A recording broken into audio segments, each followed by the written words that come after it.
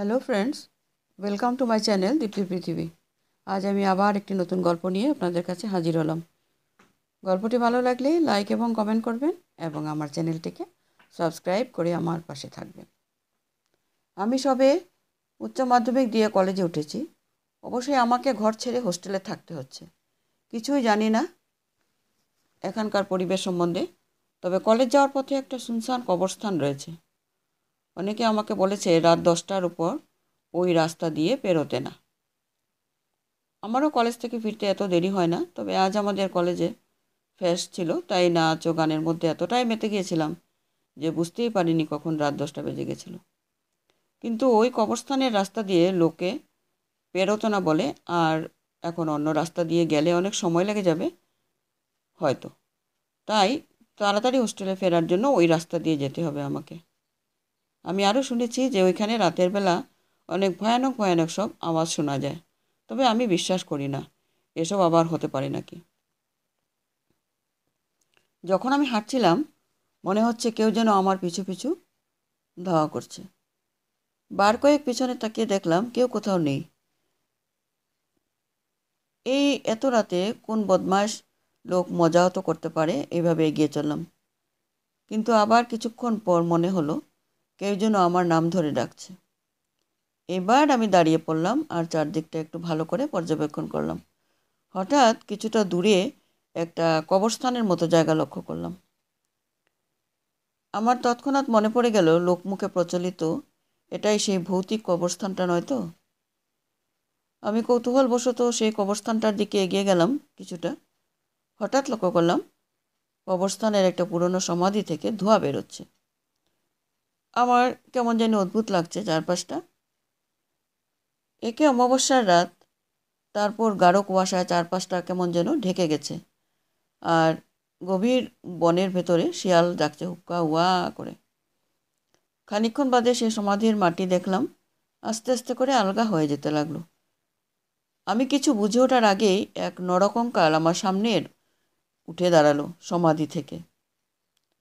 আমার শরীরটা কেমন যেন অবশ হয়ে আসছে। আমি হাতে পায়ে কোনো জোর পাচ্ছি না। সেখান থেকে পালানোর চেষ্টা করেও কঙ্কালটি তখন এক ভয়ঙ্কর অট্টহাসি হেসে বলে উঠল, আমায় বৃথা পালানোর চেষ্টা করো না। আমি যতক্ষণ না চাইব তুমি কোথাও পালাতে পারবে না। আমি তখন বাধ্য হয়ে ওখানে দাঁড়িয়ে রইলাম। কঙ্কালটা আমার সাথে কথা বলতে চায় বুঝলাম। তারপর কঙ্কালটা তার সাথে ঘটে যাওয়া অস্বাভাবিক রহস্যজনক মৃত্যুর ঘটনা আমাকে বলতে শুরু করলো। যে কয়েক বছর আগের ঘটনার কথা। তারা শুভ, রাহুল, সুস্মিতা আর আমি অনিকেত, আমরা চারজন বন্ধু সেই স্কুল জীবন থেকে অনেক ভালো ক্লোজ ফ্রেন্ড ছিলাম। আমাদের মধ্যে সব কিছু ভালোভাবে চলছিল। একদিন এক পার্টিতে আমরা চারজন বন্ধুরা একসাথে গিয়েছিলাম এবং নাচ গান করছিলাম। সেখানে আমি আর সুস্মিতা নাচের দিক থেকে একটু ভালোই ছিলাম, তাই আমরা দুজন একসাথে নাচলে সবাই আমাদের বেস্ট কাপল পার্টনার হিসেবে দেখতো। আর এটা রাহুল আর শুভ ভালোভাবে মেনে নিত না কখনো। একদিন সুস্মিতার জন্মদিনে সুস্মিতা কোনো কারণবশত শুধুমাত্র আমাকে একা জন্মদিনের পার্টিতে ইনভাইটেশন দিয়েছিল, কিন্তু আমার আর দুই বন্ধু শুভ আর রাহুলকে ডাকেনি তারা। এই খবরটা জানতে পেরেছিল আমার এক শত্রুর মুখ থেকে। তখন তারা আমাকে মেরে ফেলার পরিকল্পনা করে, কারণ আমার মতো শুভ আর রাহুলও চেয়েছিল যে সুস্মিতা শুধু আমাকে একা নয় ওদেরকেও প্রাধান্য দিক। কিন্তু ওরা সেটা সুস্মিতার থেকে না পাওয়ার জন্য তারা আমাকে পৃথিবী থেকে সরিয়ে ফেলার পরিকল্পনা করে এক অমাবস্যার রাতে। দিনটা ছিল 25 ডিসেম্বর 2015 সাল। রাহুল আমাকে সকালবেলা ফোন করে বলে তার জন্মদিন উপলক্ষে একটা পার্টির অ্যারেঞ্জমেন্ট করেছে শহর থেকে তুলনামূলকভাবে একটু দূরে একটা ফার্ম হাউসে। ঠিক সময় তারা আমাকে পিক আপ করতে আসবে বলে জানিয়ে দেয়। আমিও সেই মতো ভালো একটি গিফট নিয়ে রেডি হয়ে বাড়ির গেটের সামনে দাঁড়িয়ে থাকলাম ওদের আসার অপেক্ষায়।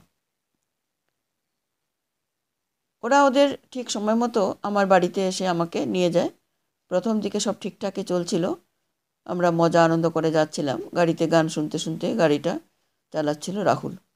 হঠাৎ একটা জায়গায় আমরা গাড়ি থামিয়ে চা খাওয়ার জন্য নামি। আমার ভালো লাগছিল না বলে আমি গাড়িতে ছিলাম। আর ওরা দুজন নিচে নামে চা খাওয়ার জন্য।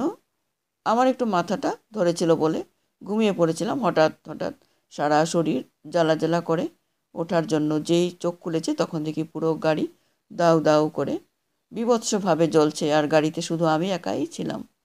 রাহুল আর শুভ বাইরে দাঁড়িয়ে অট্টহাসিতে হেঁটে পড়ছে।